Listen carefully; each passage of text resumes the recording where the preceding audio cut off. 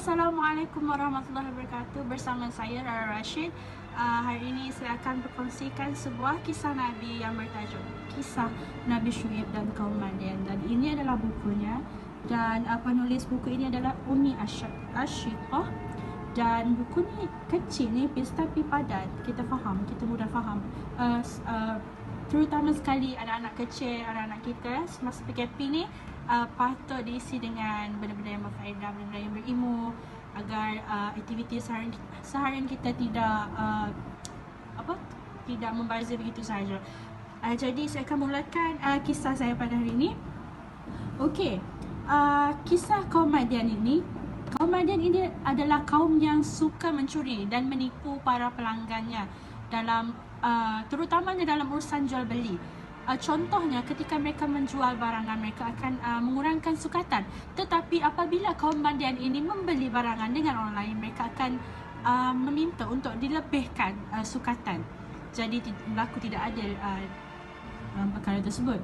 Kaum Madian ini juga suka mencuri dan merompak musafir-musafir yang lalu ataupun datang ke kampung yang didiami oleh kaum Madian ini. Jadi Nabi Syuaib telah diutuskan oleh Allah untuk membawa kaum Madian ataupun mengajak kaum Madian untuk kembali ke pangkal jalan dan menerima ajaran Islam yang sebenar. Namun kaum Madian ini amat degil dan sombong. Mereka mempersendakan ajaran yang dibawa oleh Nabi Syuaib. Malah pengikut-pengikut Nabi Syuaib yang beriman kepada Nabi Syuaib dan juga Allah Subhanahu Wa Taala diseksa dan dipersendakan juga.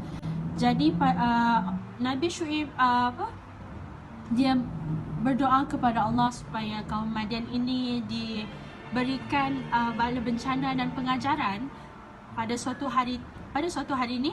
7 hari berturut-turut Allah memberikan udara yang amat panas sehingga terasa kulit-kulit seperti dibakar dan juga pernafasan seperti dijerut agar sukar untuk bernafas. Pada hari ke-8, kaum Madian berasa amat riang dan seronok kerana mereka merasakan itu hanya dugaan untuk 7 hari sahaja, kerana mereka melihat asap berkumpul-kumpul melindungi matahari daripada tekanan pada mereka. Jadi agak mendung suasana pada suasana tersebut ataupun ketika itu. Tetapi mereka tidak tahu selepas itu berlaku bala bencana besar yang Allah berikan. Jadi selepas bencana tersebut menimpa kaum Madian, Nabi Syuaib serta pengikutnya berpindah ke Ashabul Aikah, iaitu kawasan yang berhampiran juga dengan tempat yang ditinggal oleh kaum Madian. Dan kaum ini juga diberikan nikmat sama seperti kaum Madian hadapi, iaitu kekayaan dan kesuburan tanah mereka. Dan apa yang persamaannya antara dua kaum ini adalah mereka mengamalkan kehidupan yang sama, iaitu mengamalkan ajaran yang salah dan memperhambakan diri dengan nafsu serta berbuat maksiat, ya.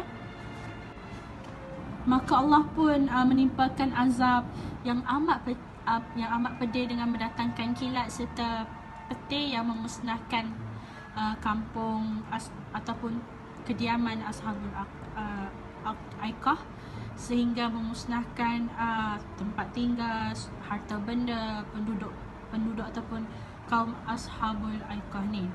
Jadi Nabi Syuaib serta pengikut setianya pun berhijrah ke tempat lain untuk meneruskan kehidupan. Maka terselamatlah kaum Nabi Syuaib ini yang setia ini. Ketika mereka berhijrah ke tempat lain, Allah telah mengurniakan rezeki yang lebih luas, yang lebih melimpah ruah kepada Nabi Syuaib serta pengikutnya. Itu saja perkongsian saya pada hari ini. Sekian, terima kasih.